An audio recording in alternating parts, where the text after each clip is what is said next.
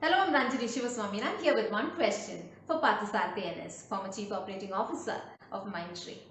Partha was among those first 10 people who founded Mindtree and scripted its glorious success story. In Partha's own words, Mindtree's story is about how ordinary people can achieve extraordinary things. Partha is himself somebody who's made seemingly contradictory, impossible things happen. At Mindtree, he and his team showed us that it is possible to run a corporate without compromising on principles. His top COO job did not stop him from pursuing his passion for running, and he encouraged his employees to have wholesome lives and not just some fragile work-life balance. Partha, from your experience of making such wonderful things happen, tell us, how can we stop limiting ourselves and start exploring our possibilities? Thanks, Ranjini, for your question. I really find this whole idea of one question very fascinating. And having looked at the video of some of your other guests, I think it's really a refreshing way to learn something new, and that too in small bites.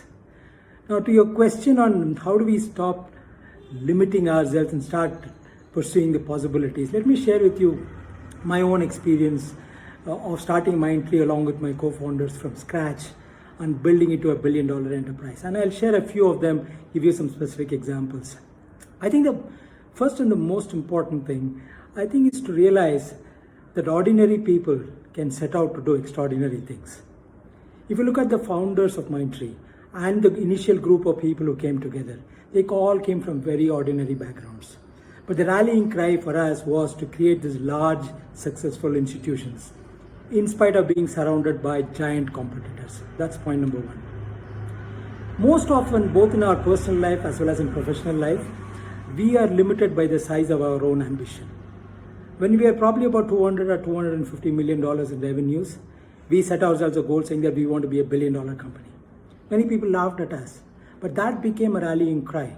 So when you get people together, you want to set up a hairy, audacious goal, like climbing Mount Everest. You can't rally people around you when you want to climb a small hill. So that's the second point. The third point we realize is actually in all these journeys, which are long in duration, you have to enjoy yourself, both individually as teams. Only when collectively you enjoy what you're doing, you'll give it your best. It's human nature.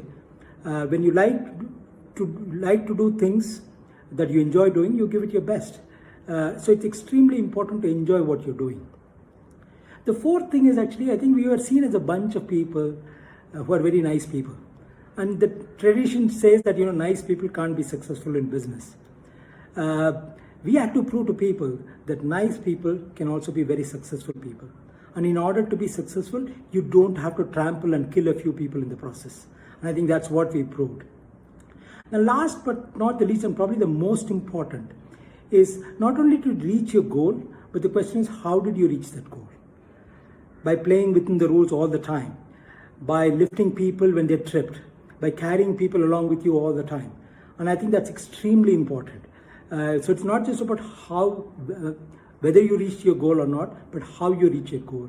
And in the process, ensuring that you carry all your stakeholders along with you, your people, your customers, your shareholders, and the societies that we live in. So I think these lessons have taught us that, our own ambition is most of the time the limitations. And I think if we set up a very ambitious goal and work hard towards it, I think the possibilities are endless. Thank you.